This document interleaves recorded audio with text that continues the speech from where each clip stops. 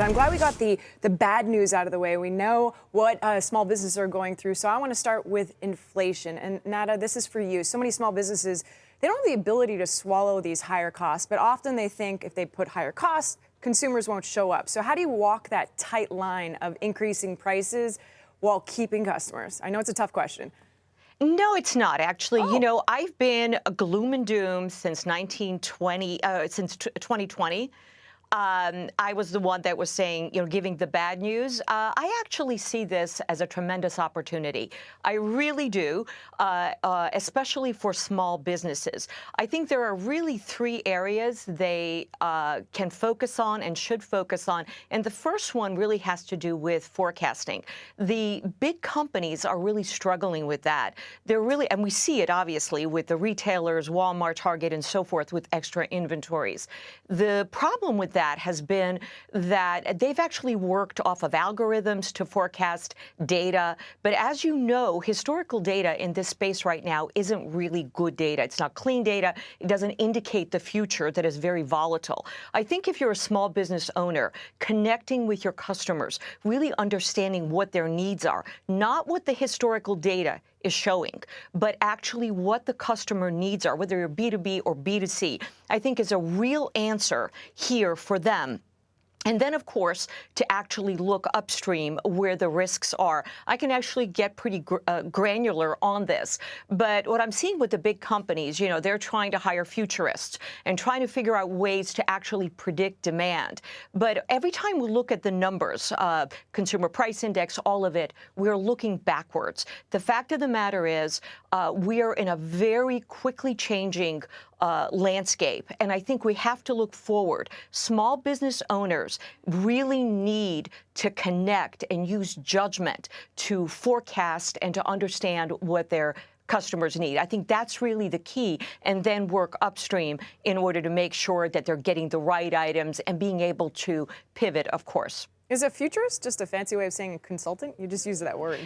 You know what? I actually am not a fan of that word. Okay, I've done forecasting for most of my career. Okay. Data forecasting, it is a term that has been actually used in the corporate sector. And it's actually an individual that you hire that can really get a flavor for how customers use products, what the customers really want. You know, because if you actually ask customers, do you want X? Well, they're going to say, yeah, of course we do.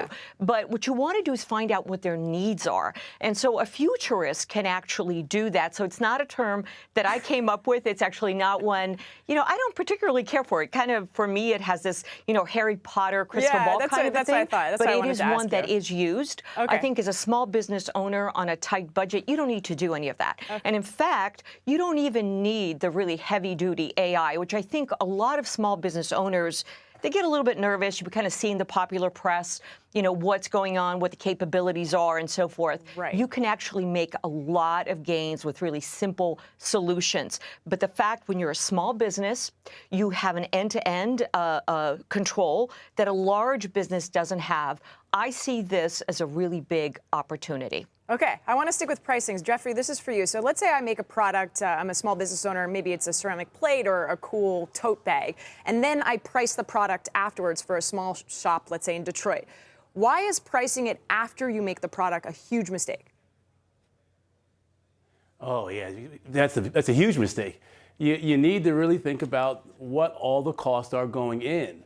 So then you can make the price what it needs to be. We just heard from the NFIB and Holly Wade that inflation is really impacting the supply chain. It's impacting small businesses. It's impacting small businesses because all those prices along the supply chain have gone up. The shipping costs, you know, anything that has any component of transportation involved, those costs have gone up. So assessing and valuing your product or your service that you're providing along those costs before you set the price allows you to make the price, set the price at the right level. Then when you go and talk to your customers, I mean, we just had a conversation about, you know, what to do and how to do it. Small businesses, no, we don't have a chance to hire a futurist, but we do have relationships. Right? We have relationships. Talk to your good customers. That's exactly it, Jeffrey. Explain to them. That's exactly it. You know, you've got to explain to them that the costs have gone up for these components. In order for me to do this, I have to change some pricing. How's that going to impact what we're going to do in the future, what our future contracts? Help them understand that situation. That's going to help you set the price in an appropriate way. Restaurants have been doing this, right? Trying out pricing. Do you recommend putting like a sign on the front door? Because I know I've seen that at a few restaurants. Or is that pushing the max, the limit, I should say? Well, it's the same. It's the same kind of idea. You're communicating. You're having in this case a conversation with your potential customers. People should know that the prices that we had 2 years ago are not going to be the same prices we have today. And I believe a lot of consumers understand that, especially if you're a business to consumer type of business. But that is, if you go back even before the pandemic, if you were a seafood restaurant, you had those pricing that said market pricing. And people understood, okay, well, that's going to depend upon the day. And you should ask perhaps what the price is. I mean, that's a simple example. It's just an indicative of what I'm talking about. It's being transparent about that and helping people understand that pricing is changing. But again, for other businesses, you really need to do this planning now. Do it in the planning process before you get to look at what everybody else is pricing it at, understand your costs. And within the planning process, you have to deal with vendors and the supply chain. So, Nat, I want to go back to you, given your experience. How do small businesses mitigate these problems? Something being stuck for several months. Is it just as simple as saying, hey, change vendors? Like, what do you recommend to improve these problems? No. I think what you've heard the term relationships being said, I think that is absolutely critical. So actually, if you think about it, if we look at numbers, on the average, 80% of a company's spend usually goes towards about 6% of their suppliers. Those are really your partners. What I'm hearing from large companies, they say, oh, we've discovered this thing where we can actually call and build a relationship. And I'm thinking, really? You just figured that out? As a small company, this is really what it's going to be about. So what I think you need to do as a small company is really be able to map your supply chain for your key items. Talk to your vendors. Really build partnerships. Most companies actually cannot see past tier 1, and the problems for a lot of items actually occur usually far back in the chain, tier 4, tier 5. I think as a small business, if you can map this out, work with your partners and work together to actually see up the chain, identify where the risks are. And you might have to redefine what constitutes a risk. I am a big believer in lean, but I think in this case, we need to implement some caveats to lean, meaning that in certain cases, we have to store extra items, critical items with longer lead times, expected price increases. And I think that is really, really important to also look at the production process and what we make, to look at alternatives. So I think the advantage for a small business is really being able to manage at the same time upstream and downstream and coordinate those. The biggest problem is the mismatch between demand supply.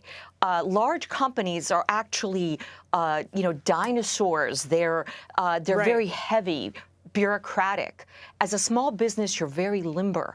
So the key for you is going to be not to look at one way, downstream or upstream, but look at those at the same time, really marry those, watch them, and connect with customers, connect with all the vendors, and with those first-tier vendors, map out what that chain looks like and look at what your production process is, which extra inventories to carry, which flies in the face of lean, but it's a caveat, to look at ways to save cost through alternative production processes. The trick there is that all of these have to be done at the same time. Large companies can't do that. They're stuck because they have huge silos. As a small business, you don't have that. So leverage that right now. And Jeffrey, this is the last question for you because we're running out of time. If you can't compete with higher wages, especially from bigger retailers and bigger stores, et cetera, and bigger businesses, what else can you offer as a small business, briefly? Well, the wages are important. Are you asking me whether they should compete on wages or whether... Creative alternatives, let's say that. Well, that's the key. Be creative. So there's a couple of dynamics that are happening, right? First of all, you do have people who are resigning from larger companies looking for different kinds of business opportunities or different opportunities for them to work. Sometimes they're looking for flexibility. Sometimes they're looking for purpose. If you're a purpose-driven business, a business that has some greater mission, sometimes that is something people are looking for. So put that out there. But I think flexibility is important. Certainly, even before the pandemic, we were talking about wages going up, minimum wage being adjusted in certain cities around the country. So some of that has been in play. But flexibility is the other thing that a lot of folks are looking for. Other creative means that you might meet what somebody's looking for in terms of their benefits or where they work, how they work. The days that they work, all of those things that you might be able to do as a small business that larger businesses aren't able to do. That's where small businesses have their advantage. And if I could add to that, I think it's really important. Culture is key. We're finding study after study, employees want, yes, they want pay and benefits, but they want a great culture. And that is something a small business can provide. We all want it. I want it. You want it. We all want it. I do too.